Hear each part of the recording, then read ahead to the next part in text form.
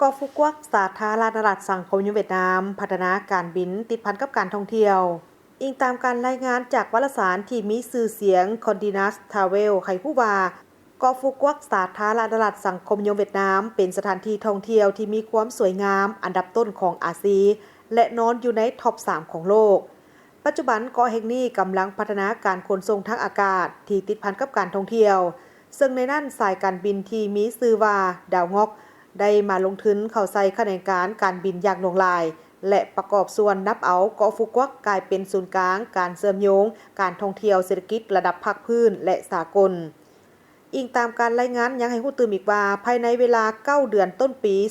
2025แหล่งท่องเที่ยวฟุกวักได้ต้อนรับนักท่องเที่ยวหลายกว่า 6.5 ล้านเถื่อคนสร้างรายรับจากการท่องเที่ยวบรรลุได้หลายกว่า 31,100 ตื้อดง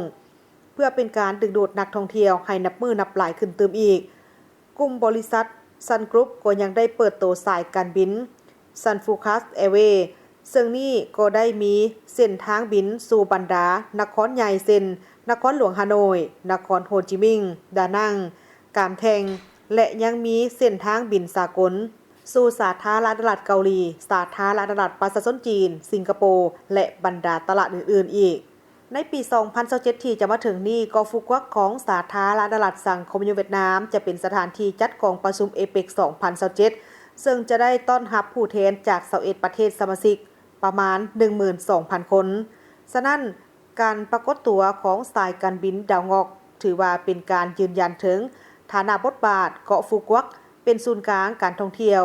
กองประชุมและเศรษฐกิจใหม่ของภาคพื้นประกอบส่วนสร้างท่าแฮงขยายตัวให้แก่แขนงการท่องเที่ยวของสาธารณรัฐสังคมเวียดนามเติมอีก